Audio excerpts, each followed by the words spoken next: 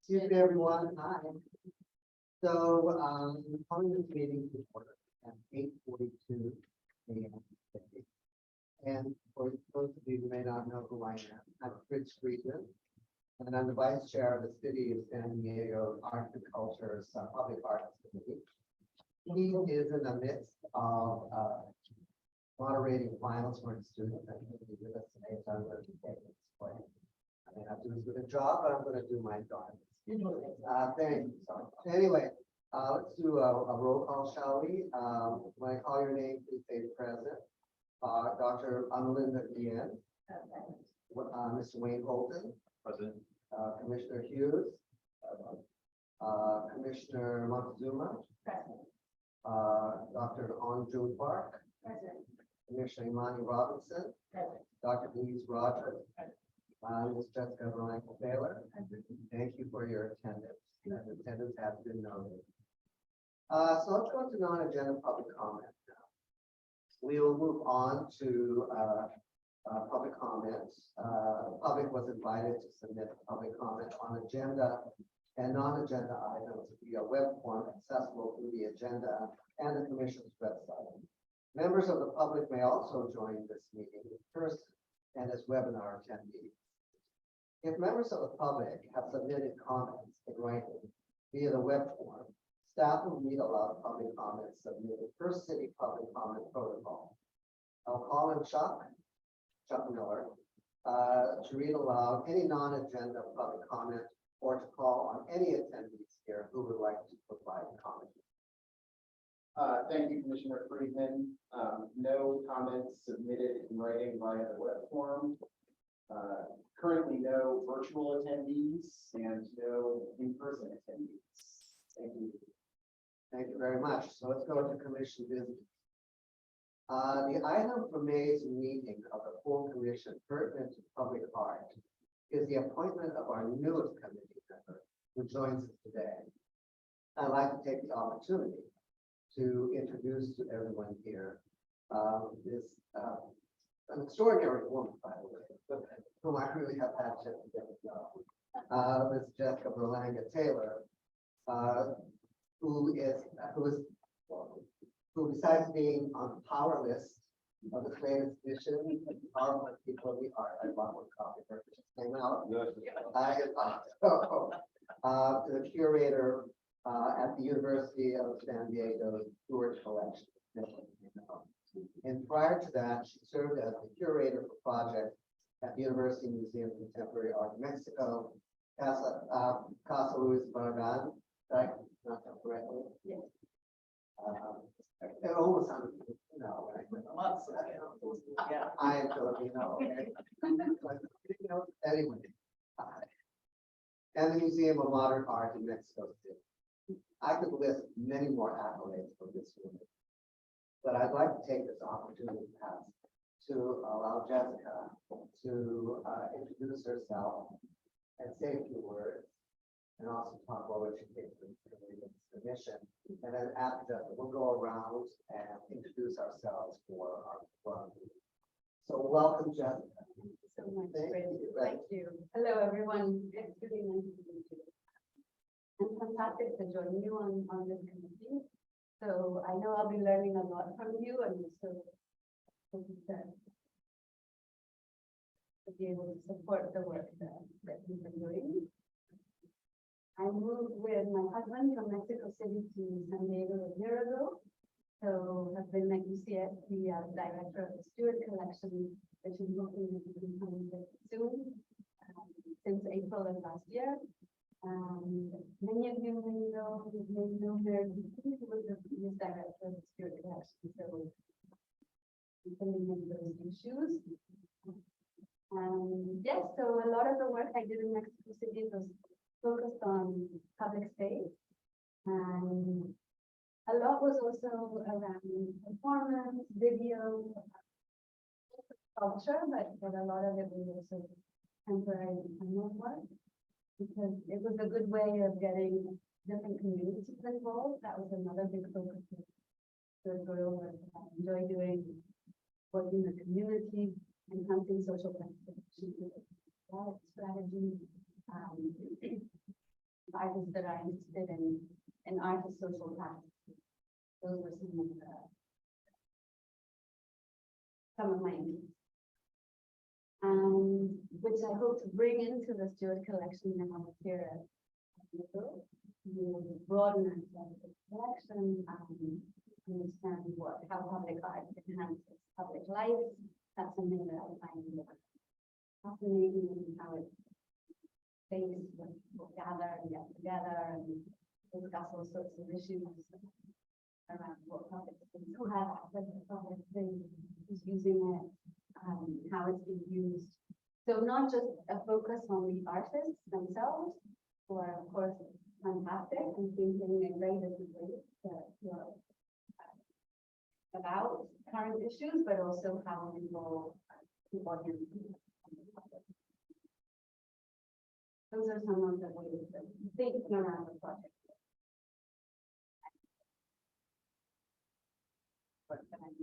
Do a collection here maybe.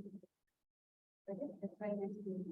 Okay, and just for the record, Abe and I are coordinating a day trip to the Stewart collection for the committee and for the commission itself and for staff, under the auspices of Justice Story Art Group.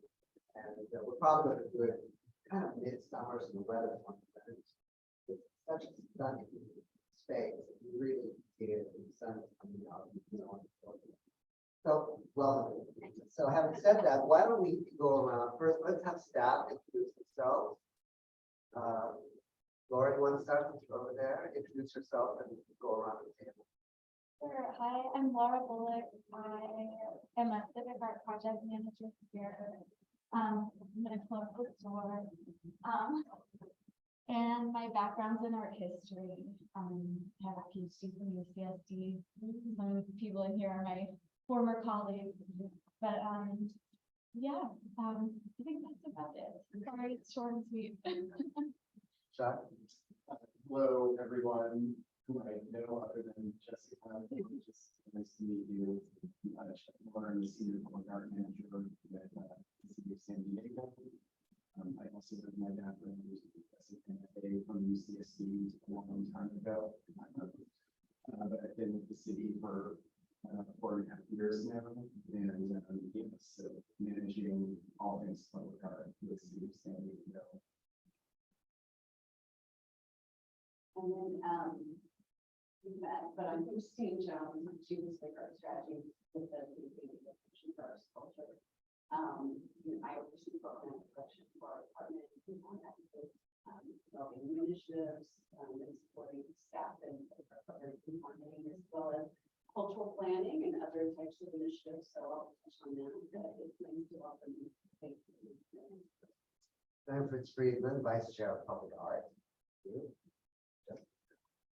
Yeah, Abe Hughes. I'm a commissioner and avid collector of art for almost 30+ years, Latin American art, conceptual, and happy to say that we got back from New York and dipped our toes in the old masters. So we're starting to see some of the fine art.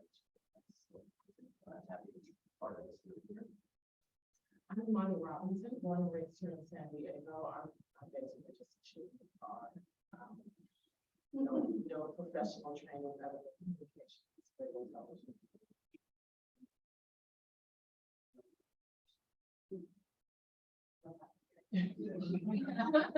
I love it. Yeah. Hi, I'm Melinda Yan.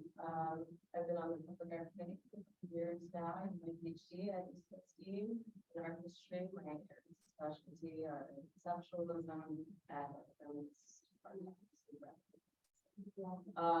before that, I did my master's at USC in pictorial studies, and I've heard of emphasize public art histories. And I quickly lecturing. So I know this collection very well. My office is near the Jenny Holzer. I have to bring my students to see it. I eat lunch on it. So yeah, happy to. And names in jump park, and I'm also from this. That's right. I got my PhD there, in, working in, art in response to the 1992 Los Angeles uprising. And so, my work has always been on like, social, reflections on things that cannot be said but must be said. My day job is that I teach art, contemporary art history and theory, and most of the gateway courses, including Asian art at Southwestern College. That's the day job. Hi, I'm Denise Rogers. I'm a professor of art history at Mesa College, so I did my undergraduate study. My doctoral degree was from UC Irvine because it was a specialist in African American art, American art, and that became as part of American art, my specialization with an emphasis in biblical studies. And so I know. Alessandra is also my colleague. This can be my first job. We've known each other for a while. I teach a variety of gateway courses at college, but I specialize in African modern art of the United States and also non-Western art. I manage a collection at Mesa, which includes, I would say, the largest collection of African art at a community college on the West Coast. And it's been exhibited in this building. She went also, I worked with Alessandra and we curated the show earlier this year. At Mesa, in the Mesa College Gallery. Wonderful. It's always wonderful. I'm also native San Diego. Well, she's not getting any more space. Son's gonna be 15, I say, oh my goodness. And see what else. I was on the commission, the art committee in the past for a while, with them, and then I had to leave because of the way I called it, and then I just returned. So I'm very thankful. I enjoy this meeting. I enjoy working here. Nice to meet you. Hi, my name is Alessandra Moctezuma, and I am a professor at Mesa College, where I run the Museum Studies program. And we have wonderful students who are now working in the field of the arts here in San Diego and beyond. I'm also the curator and the director of the gallery at the college. That we collaborate a lot. So I've curated over 150 exhibitions in the space because we do 6.7 per year. And I'm also an independent curator. I'm from UCLA. I did my master's there, and I'm ABD forever from Stony Brook University, Hispanic Languages and Literature, which was also one of my interests. And I actually got into public art working with Judith Baca, Chicana Maryland. Yeah. I was her assistant and worked at Spark for 5 years. And then I worked for the MTA in LA as their public arts manager for 5 years. And through Judy, I just was really interested in activating, spaces and communities through art, but she comes from that legacy of working at Chicano Park, working very closely with community and art as a way of kind of resistance. And so I'm very interested in that. I'm also very interested in kind of vernacular architecture. My husband was Mike Davis, and he also looked at a lot at Latinos in the landscape. He did a book called Magical Urbanism about Tijuana. So we had like a lot of common interests. And I served in this committee years prior, and then I come back and I'm very lovely to meet you. Thank you. Very excited that you're here. Morning, my name is Wayne Fulton. My wife went to UCSD. I think that's the bottom line. No, I'm an architect. I'm one of the principals at Noma Studio Architecture. Actually, we're just up the street in Bakersfield. We do a number of projects in our portfolio for civic municipalities and different incorporate public art, into those. So that's, what's interested me. My wife's father was an artist and, started and led the art department at Maricosta College. Interested in just, I joined the group a little over a year ago, so I'm somewhat new and still learning. And it's nice now getting back to public or in-person meetings, be able to see. Well, Yes. Thank you, everyone. What an accomplishment. Anyway, so let's move on to the minutes. I'm assuming everyone's read their March to March 9th. Yeah. I apologize, can I just one more statement? So I hang out in these cities. And I was there last night, I saw Love All, and I was like,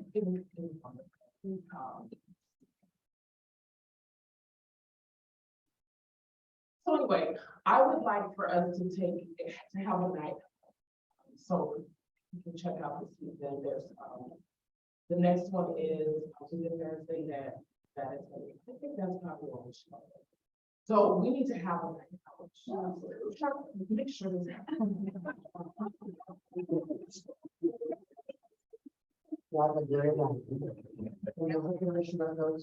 Of course, so I will see.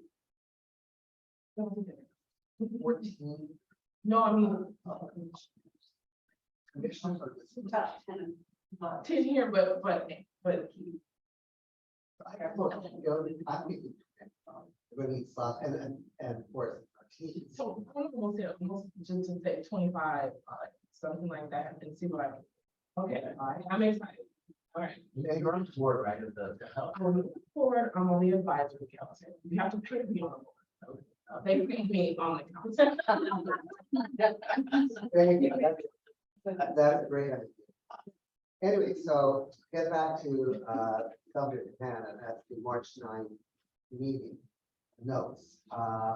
So I'm assuming people have had a chance to scan it, which is why we're going to have a test. Make sure that you've all read it, but I assume you have. So why don't we do this? Can someone make a motion to approve the minutes as they are? So, thank you so much. I'll write that down. And also someone could second. I second. Thank you so much. I'll just write that down. Is there any discussion on it? Okay. Now let's take a vote, an overall vote. I'll call your name and you will respond with a loud yay, nay, or abstain. Remember that you do not need to have it present at the March meeting to vote or to discuss. Dr. Deanne. Okay. Mr. Holt. Yay. Commissioner Hughes. Yay. Commissioner Montezuma. Yeah. Dr. Park. Yeah. Commissioner Imani Robinson. Yes. Dr. Rogers. Yeah. And Jessica Berlanca Taylor. Yeah. And my vote is a yea. Thank you, everyone. Chuck, please read any public comment that may exist for this item that may have been submitted in writing and call on any attendees who would like to provide comment on this item. Thank you, Commissioner Friedman. Currently no attendees and no written comment received via the web form. Excellent, thank you. So we're going to move on to reports.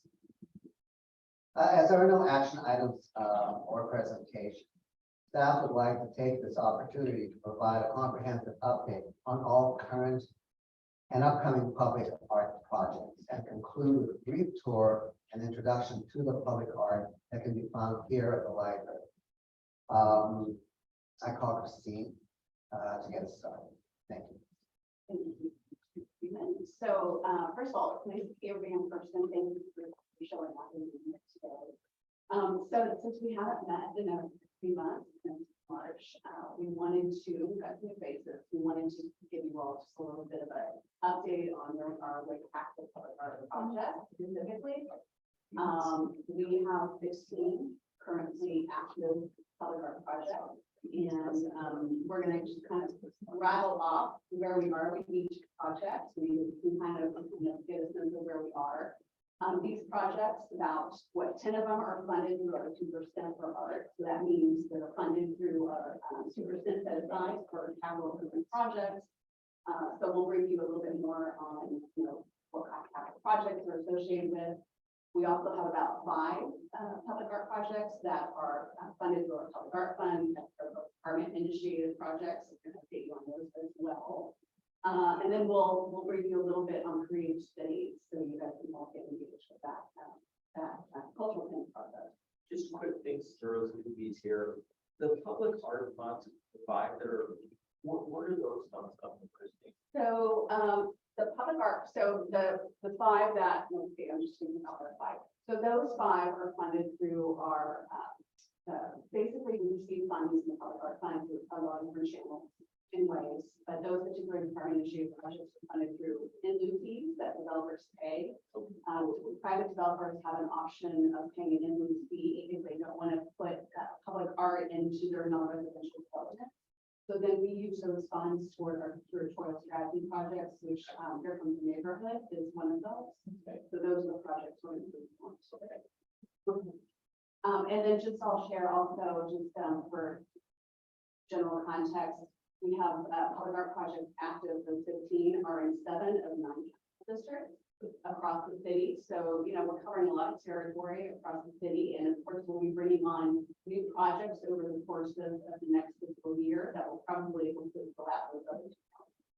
Well, so with that context, I'm going to hand it over to Laura first and then Chuck, and they're going to kind of go through some of the projects that they're kind of managing for our office. One other quick question, Christine, in terms of activity going on, are we gonna do the park social again this summer? It won't be this summer, Okay. so I think we're anticipating hopefully doing a second iteration of that, but that will be in the future after we get through our whole thing. Oh, okay, good. Yeah. Okay. Great, summer. So I'm just gonna go through some projects that are currently at different stages of progression. So this first one is by artist Jamala Blazkis, who is she was Queen Lauren, but now she's a local San Diego artist and professor at UCSD. So she was commissioned to create site-specific artwork for the Pacific Highlands Ranch Branch Library. And that project is located on the Village Center Loop Road across from the Pacific Highlands Ranch Recreation Center in North County. If you know that is. Yep. Okay. So I'll just say a little bit about the work. So for the work, she's creating an immersive tile installation in one of 2 courtyards at the library. So you can see kind of a mock-up in that image in the foreground and in the background. Those are some of the actual tiles. That's the letter Y. So they're going to be in an abstracted alphabet. So it's going to be called titled text tile, and the word will be a card. It'll be an immersive tile installation that comes back with a word line. And it will incorporate 3 different languages. So English, Spanish, and Kumeyaay, which has been a very interesting research project for Janelle, because there's many different kind of dialects in it. It's not a written language. So like just kind of figuring out how to visualize that in a thoughtful way, in a library. And so in addition, and the reason it's those 3 languages is because those are the different languages of people that have inhabited this specific space. So so once the installation is installed, she'll create like a little booklet that people can carry around and like find the word find, and there will be an online component as well. And I feel like there's more. It's a very involved project. It's really exciting, and Janelle put a lot of work into it. We're starting to see like samples and currently in application. So it will be installed. And the project will be complete in like the spring. Is the color palette all like the kind of surrounded clay? Yes, it's all clay, and it's being fabricated in Guadalajara with ceramic Casura. Yeah. So they're excellent, very professional. It's really exciting. That's awesome. She's incorporating in Kumeyaay. Yes, I want to take a class. It's Stan Rodriguez of Cuyamaca College. She's Kumeyaay language, so. she might even be working with it. She's been kind of consulting with many different people. It's kind of one of So this next one is like, I mean, you should be on tenterhooks because it's gonna open any day now. It's gonna open in the summer, this project, but this project is taking place in Children's Park, which is downtown, like on Island Street between Front Street and First Street. So almost next to the convention center. It's diagonal from the Children's Museum.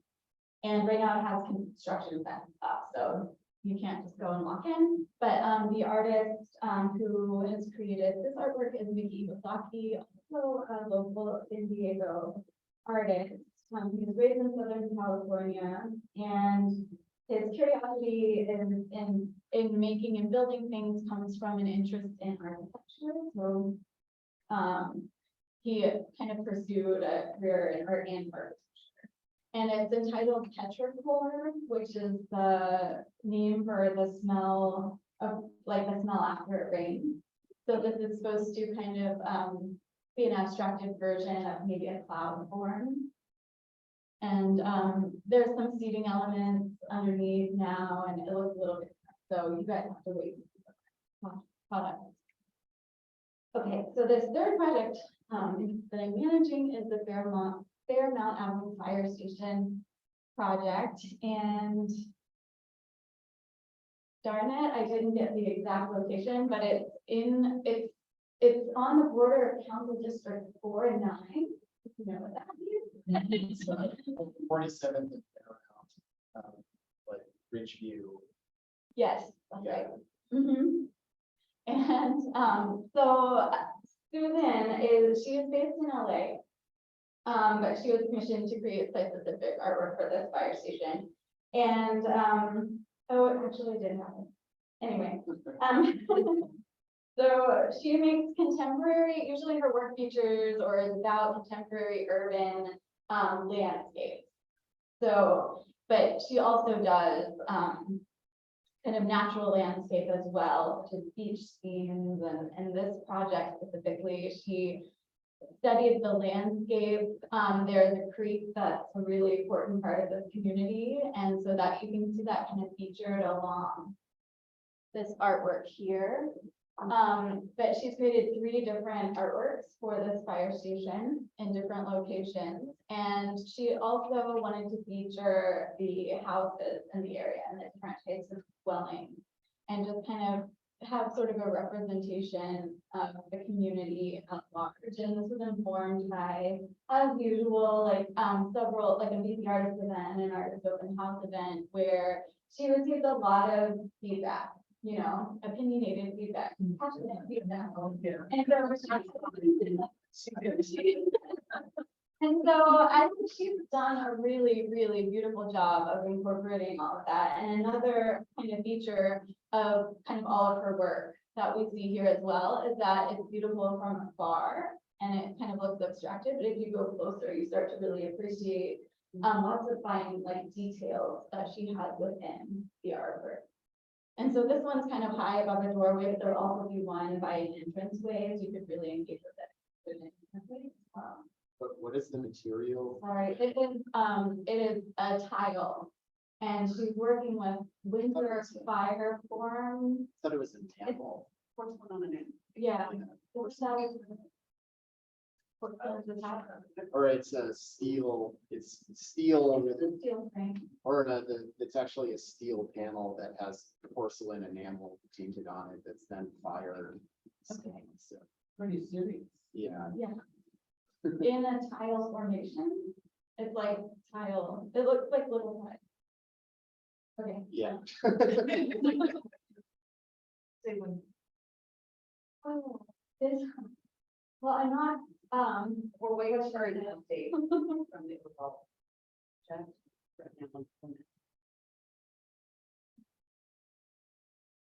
yeah, it's a lengthy, that one's a lengthy one. Okay. So, oh, so this next one, Okay, so this is a project in Point Loma. It is the Canyon Street Pocket. And it's a long canyon street. Do you want to elaborate on the specific details of its location? It's hard to, a canyon is kind of a street that winds up the hill, in Point Loma. So it's hard to kind of note across street, but it's kind of like as you're going up the hill and the road is winding around, it's sort of on the left. It's otherwise open space right now, that's being converted into this kind of narrow pocket park. Ocean side or bay side? It's on the bay side of the hill. Okay, Yeah, all right. so probably about a quarter mile up the hill after you kind of get out of. Closer to the submarine kind of. Yeah, it's on that side of things, yeah. Are these Portuguese type tiles? Is that what this is? Or, They're inspired by those. okay, this. It's made of a showing of where Right. So in his research in the community, he realized that there is, there are a lot of, kind of generational, I don't know if that's the right word, but, fishing families. So they told him the story of him looking out, where their dad, their grandfather returned home from fishing journey and bringing back the catch, and then just kind of give a history to the Portuguese, fishing tradition as well, through Portuguese immigrants in the area. Anybody ever gets to Lisbon, Portugal? They have the most amazing museum there called the Museo de Azulejos, which is the Museum of Azulejos, which are tiles. Absolute must see, and Right. you could relate to this work. It's beautiful. Yeah. What is the material for this one as it goes into more like the abstract elements there? It's a wood, called a koya wood. And it's, that wood was chosen, it's really nice quality, but also it can stand up to the elements. And it's really high quality mural paint is what he's using to create kind of, I think the way he put it was as like a horizontal mural. In Okay, like. so continuing, it's resembling, you guys can probably tell, and it has been kind of incorporated into a part of the park design where you can kind of stand in a semicircular kind of concrete area and look out over the boat dock, kind of mimicking that feeling of looking and watching the fishermen come back home. So yeah, durable material, so clear acrylic enamel paint, it's 20 feet long, and he describes it as a horizontal mural that reflects the cultural history of the surrounding neighborhood.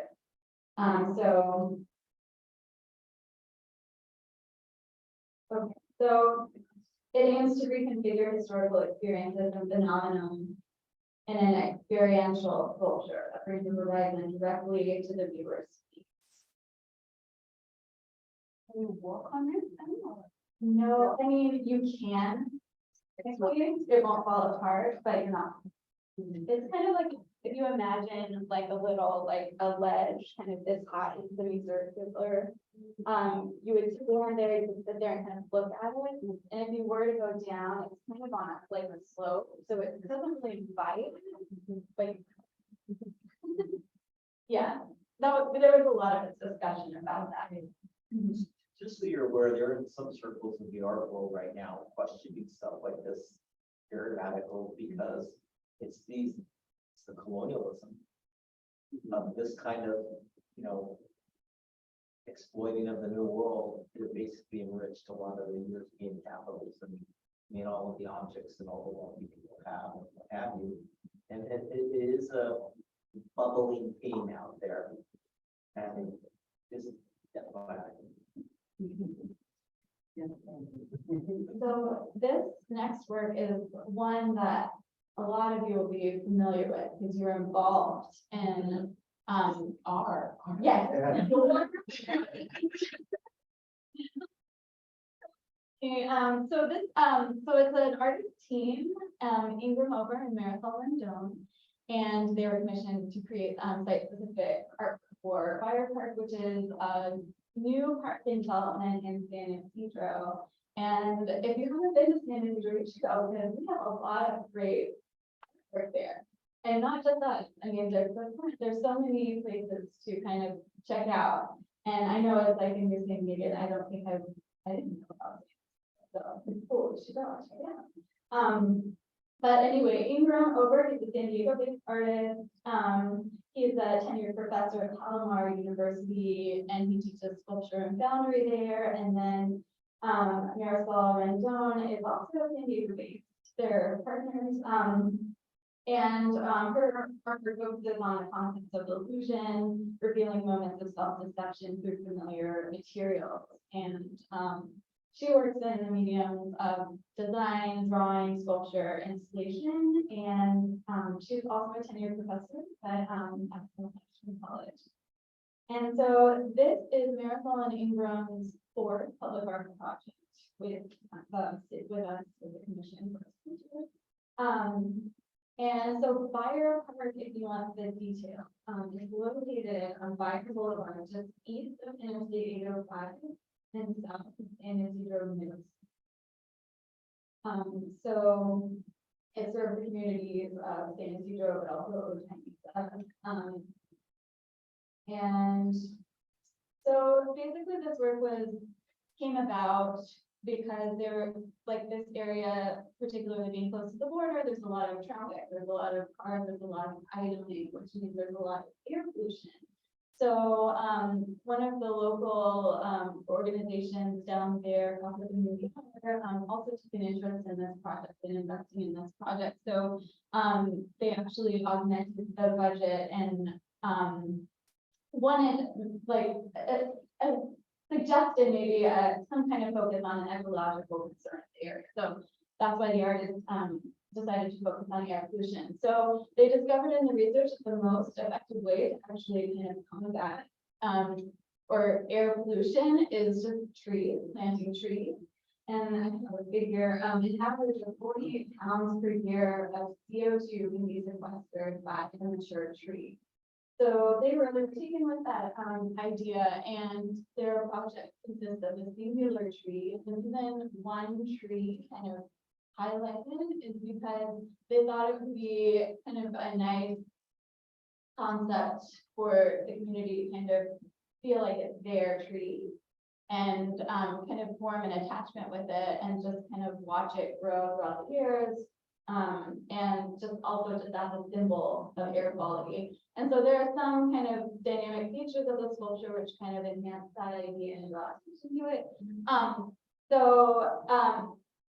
Namely the misters, those are kind of the biggest things. So they'll kind of go off intermittently. And you can see in the diagram it's cooling off. And it's framed by this kind of steel structure which mimics origami or paper folding. So there's all these kind of like conceptual iterations within the project.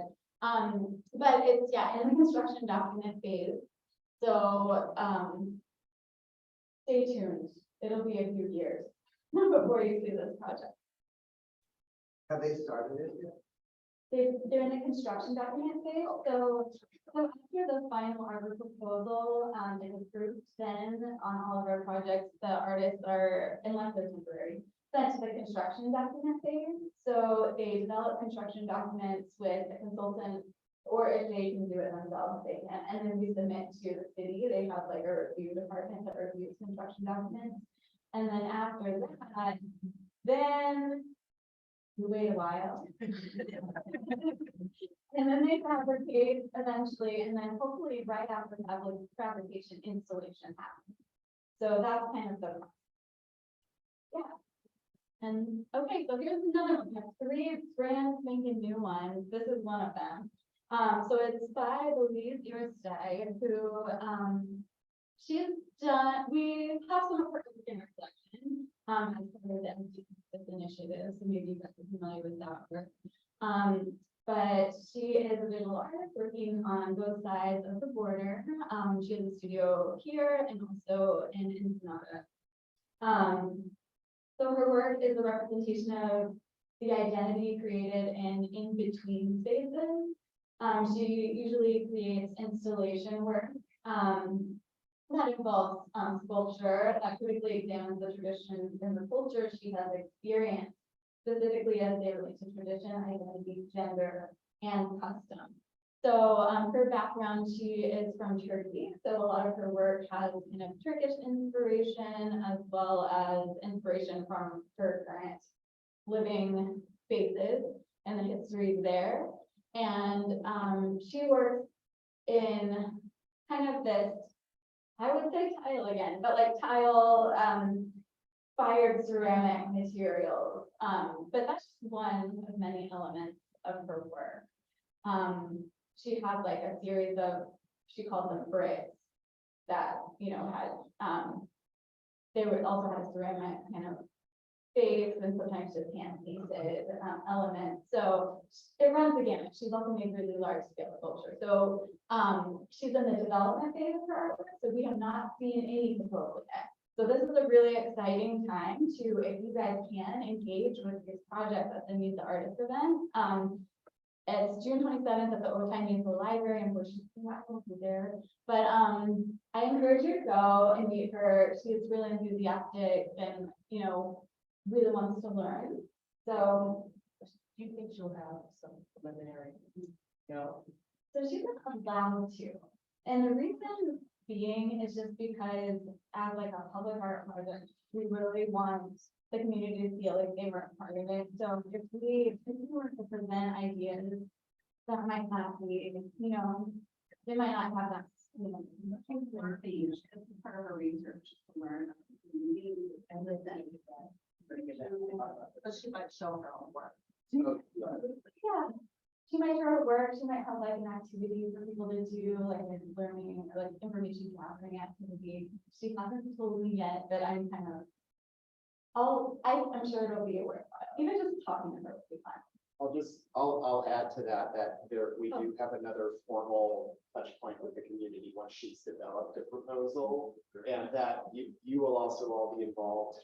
In the upcoming meetings, we'll be looking at her preliminary idea and providing that. You know what, maybe it would be helpful to go through the whole process. Tell them again, do you guys? I think we'll. These are examples of the work. And that top one is a mural at the airport.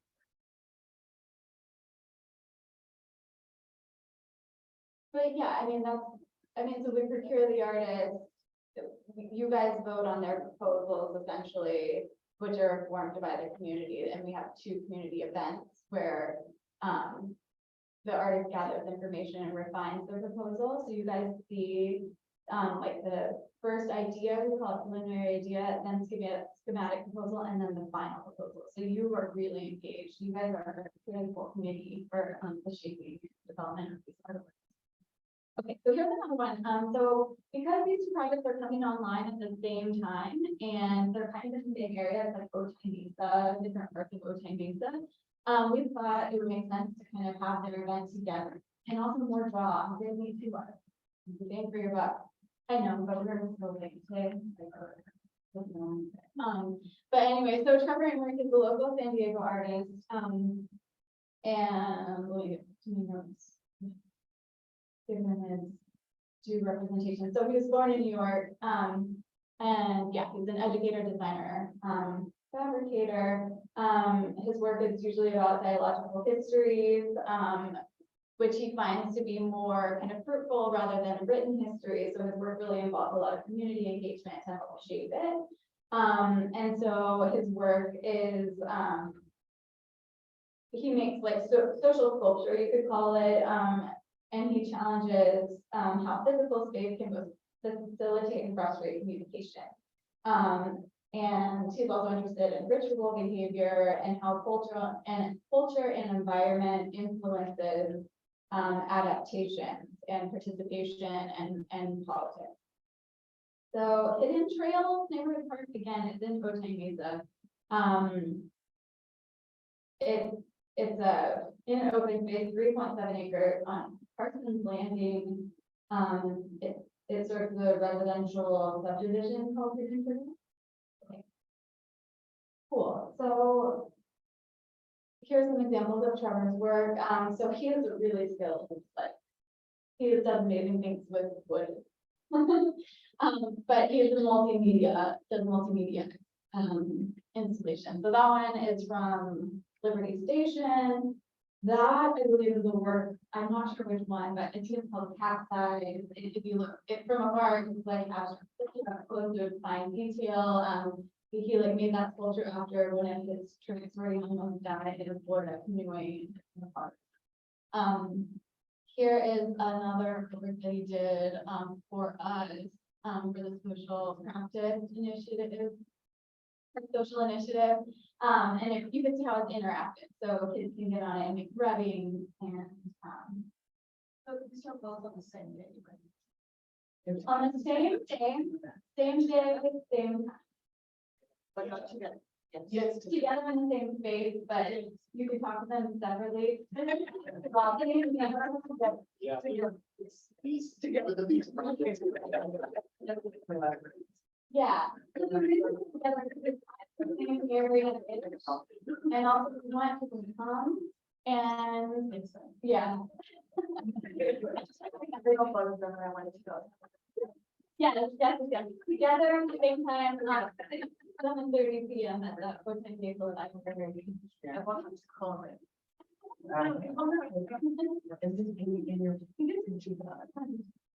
Okay, so this is the last time to speak about, not the last one you're managing though. So this is James, Din. So he is a new artist that worked with us. He has not worked with us before. Let me pull it. So. Okay, so yeah, so he's San Diego area based. He designs public art spaces that connect people to memory and place. And he developed a studio, if you see Studio Folia anywhere, that's him, that's James Din. And Studio Folia, yeah, is kind of his firm, but it started in Los Angeles. So he has a background in landscape architecture and public health.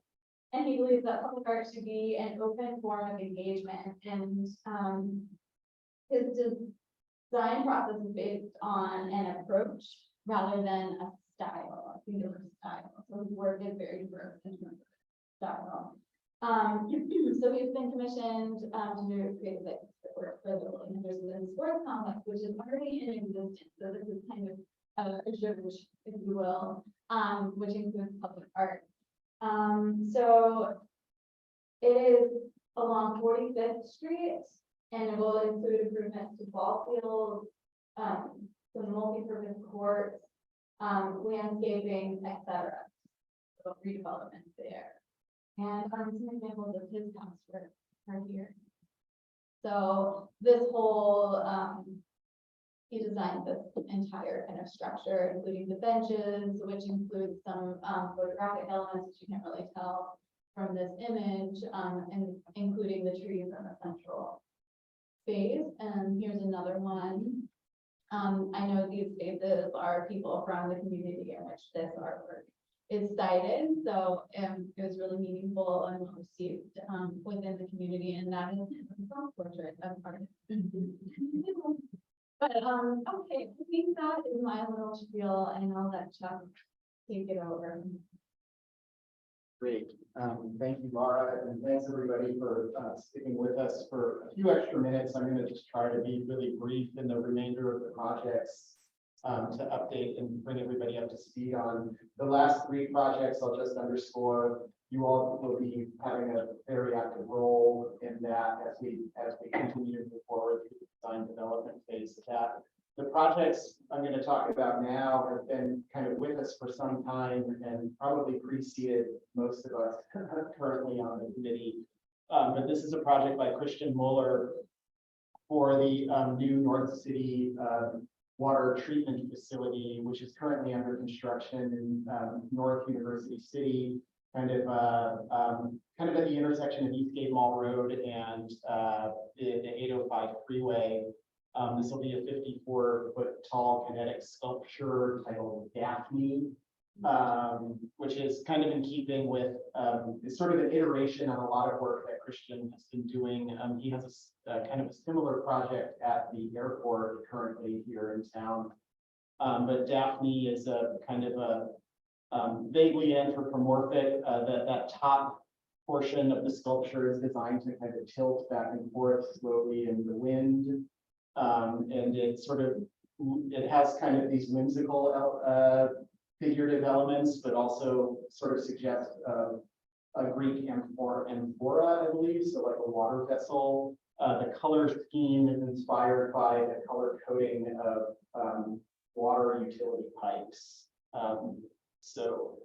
Looking forward to that, and we're currently in fabrication. It's a pretty long project, so another project that we're currently in fabrication for is for by Mark Riegelman for the East Village Green, which is a new park which just got under construction over here in between F and G on 14th Street.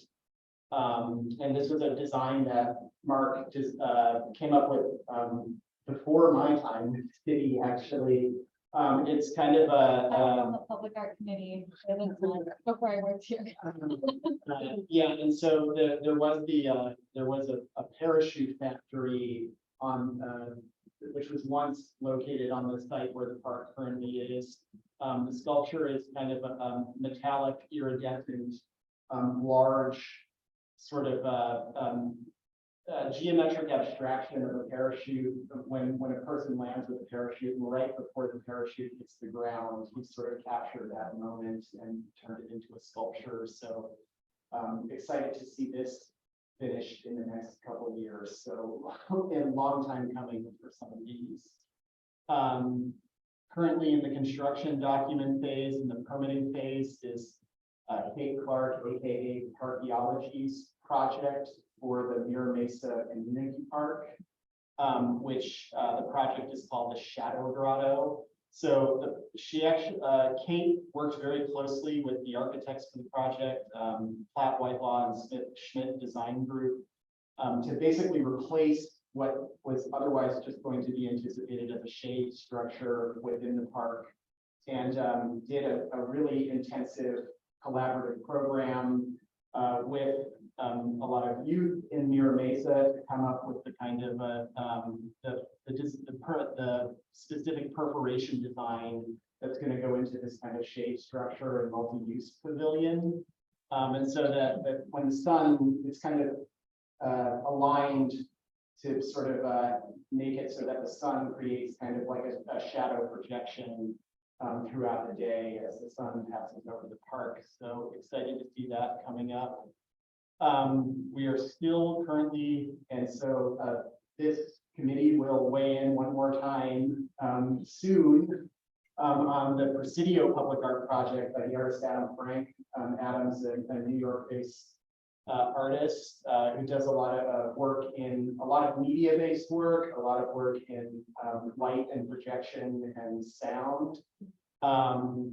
So he's currently developing a project tentatively titled Echo, which will be a sculptural and audio installation developed in collaboration with Kumeyaay Bird Singers. So that's currently, we're sort of, there's so many difficult elements to this particular site. So we've been a little bit stuck in the design phase of this for a while now, but we're excited that we're going to be getting some momentum again with this project. So heads up on that. And by the way, sort of, I guess from here to here, we're transitioning from capital improvement projects into department initiated projects. So Presidio, and then of course, here comes the neighborhood. 2 of 3 projects that were designed for San Isidro have since been installed, Fallen Fruits, Fruit Park, and Wendell Kling's kind of freeze for the on both the front side of the picture here and also on the back side of the San Isidro Civic Center. The fruit park is meant to have fruit year round, so anytime you go, the idea is you can pick a piece of fruit. Right. Yeah, I think we're still kind of in the they're still kind of They're nascent trees, but yeah, they're getting there are situated. some. Just an observation about this particular project. I noticed there's not attribution, right? This was one that's been completed already, right? Or not? Which one, the top one or the bottom one? Oh, yeah, both of those. So, yeah, right, yeah, so Wendell Kling is the top artist and then Fallen Fruit is. We don't have a plaque yet. Yeah, my comment is that we should make sure we put plaques. in it. Yeah, Right. it's in the works. All right. And then upcoming, so we're anticipating the RFQ this summer for Here Comes the Neighborhood in Canton. And more specifically in and around the Blackwell Arts and Culture District, along Imperial Avenue. So there'll be three new small commissions for that part of the city. So the RFQ will be coming out this summer, so stay tuned for that. And then, so recognizing that we're sort of already past time, I'm gonna just hand the torch off to Christine really quickly to give you a little update on the cultural planning process and how to get involved. I guess I'll just say really quickly, we were anticipating hopefully introducing you to a handful of the public art that is here at the library. So it looks like we're not gonna have time for that. But I guess I would encourage you to explore that, and we can give you some more guidance and insight on that. We'll talk about it in a minute. I'm sure we'll you'll people too. But with regards to Creative City, I just want to share, I don't know how much you all know about the planning process that city has initiated and is moving forward with. So I wanted to just kind of brief you and just encourage you all to get engaged and involved. So what is a cultural plan? So San Diego is one of the largest cities in the country that does not have a cultural plan. Essentially, it's a comprehensive long-term plan on how to really advance arts, culture, and creativity in the city. The plan is geared towards the city of San Diego and has been developed through a listening and engagement process, and also kind of an assessment of its program and looking to the future and what San Diego wants for its creative life here. So the plan will culminate, or the planning process will culminate in a budget continuing document on how the city invest arts and culture and creative economy, how invest artists and creatives, and what the communities and resident artists, cultural workers want to see in San Diego. So part of that process involves a lot of listening, a lot of engagement, and we are about ready to move into that listening engagement phase of the development. The development phase, essentially on June 20th, is our launch in terms of a kickoff event where we're inviting all of you and everyone else in San Diego to come and learn more about what the cultural planning process is, meet the city's cultural planning consultants. So they're a nationally recognized firm with San Diego roots. And they will be there as well to tell you more about the cultural planning process. And there'll be other communities to start sharing insights and getting engaged. So that will happen on June 20th. And then in addition to that, that whole week, we have a really comprehensive lineup of different opportunities to get involved. So in addition to the Creative City Forum, which is June 20th, I have flyers here, which I'll hand out to you. We also have pop-ups. We will have pop-ups across the city over the month of June and then more in July, in the last week of July, actually. And so in June, we'll be having 4 pop-up events that are essentially mini forums, if you will, where we'll have art making activities, the cultural planning consultants will be there. The communities and neighborhoods within those areas are encouraged to come. Anybody can come across the city, you know, if that time works best for them. And those will be, and then again, other opportunities to really start sharing insights, what you'd like to see for your creative life here, what you'd like to see for artists here, what you'd like to see as a cultural worker here in San Diego, whether that's a live workspace, cultural space, affordable housing, how artists can intersect across sector work. We're looking at everything, cultural tourism, you know, and this is all through kind of an element of equity and inclusivity, and so we're really keen on that as well. In addition to all the public events, we're also hosting a series of more targeted sector discussion groups, which are all listed on the website. If you could, oh, you got it right there. So these events are really focused on particular themes or topics where we're having small groups really come together and just share insights on a particular topic. As public art committee members, you're welcome to attend anything you would like and provide any insights regarding any of this if you're interested. Of course, you can share your insights with us anytime as well. We're always an open door for any comments or insights you all have as we move forward. So this is our kind of lineup of discussion groups for the month of June. We will have more than that in July, which will be up on the website soon, so you can kind of get a sense of what's coming. And essentially, all of this public engagement that's happening over the course of the summer will then kind of basically start to be digested by the cultural planning consultant. From that, they will start to kind of identify trends and findings and patterns of what they're hearing and what they've learned. And then that will be provided in some kind of findings, information, and that will become the basis of them to start to develop a draft plan. A draft plan will then be developed over the course of the next year or so. There'll be an opportunity when that plan is prepared for feedback from the communities, the public art committee commissioners. Then they'll take that feedback and continue to refine and eventually come up with a final draft, which will then be presented to the commission for the formal recommendation as well as the council. So in a nutshell, this whole process will take until probably winter of 2025 or projecting probably culminating at around March of 2025. So it is a large initiative. It's really unprecedented opportunity for residents, for San Diegans, all of you to get engaged and involved. So I want to encourage you all. All our information is on the website. So it's sdcreativecity.com. In addition to all kind of the more in-person events we're having, people can post their own community conversations. So if any of you feel so inclined, you can gather your peers together and have your own conversation. And then basically there's toolkits available in order to facilitate those conversations. And then you can basically turn that in. It goes directly to our cultural planning consultant. So we'll have that information too to consider. We'll have toolkits when it's all said and done in about 8 threshold languages that are here based in San Diego. So we're really trying to, know anybody in various communities who might utilize or appreciate that type of tool, certainly pass that along.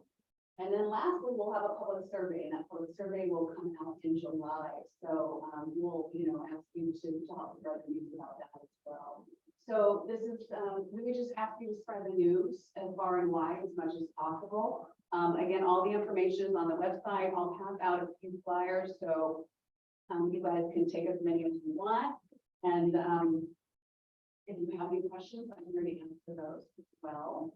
And then I think we'll just have to take a poll as to whether you all have some time to do a quick little peekaboo tour for like maybe 2 or 3 works that are on the ground for the library. So, but before we do that, any questions about Creative City cultural planning?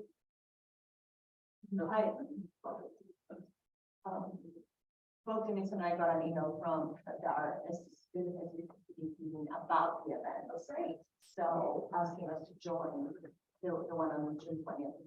So I think the world, I was happy to see that they were reached out and that information. And I emailed a lot of the museums that I'm on the board of, and all the organizations I'm involved with. I've emailed them about it too. So thank you. Really appreciate your input. I can share it with the art strategy advisory group. Wonderful. Thank you. I've had my session with consultants and I'm gonna do a few samples as well. And also have a conversation with insight. Absolutely. Really important. I had comments about public works and a request to be made here, especially on behalf of the commissioners. I would think that whenever a work is officially inaugurated, or there's a ribbon cutting when it's completed, right? And there's a big event. I think we should make an event at it because it's a way of creating publicity for what we do. but we should specifically be invited as well. Because we're trying to influence council members, we're trying to influence community leaders, and the more we can make publicity of the fact that we've now got this project, which has been years in the making, launched, I think will only bode well for us and what we're trying to do. And I think we need to do that with more intention. We could. We're happy to give that feedback and we'll talk to you about that. Okay, sure. So they invited to. I mean, it's sometimes last minute and it's not well coordinated, but I think we should make a big splash. on it. So, And we who represent the district should be there. are you talking about like, Yeah, whatever. So we do that. There just hasn't been one. So just to clarify, we really haven't had an opening in a while. You have to remember that these projects take years in the making. So the next one, which you all get an invitation to, will be the Children's Park project. So that is coming this summer. The actual dedication date for the artwork in the park overall hasn't been set entirely yet. We're just getting toward the end of summer. It is a very orchestrated effort that we are integrating with the overall park. So invitations will be coming. We do that for every public art project we do. So it's just that they don't come up that often with these projects. So I have another suggestion, because what I'm assuming is that my little tops that I commissioned are gone. at the Children's Park. I'm asking. Well, you have to remember that was That was a temporary project that was initiated by. Right, so that's my request, is that when it's leaving, can I part with it properly? Because I didn't know that. So I thought I wanted to- Well, you know, I'm just. yeah.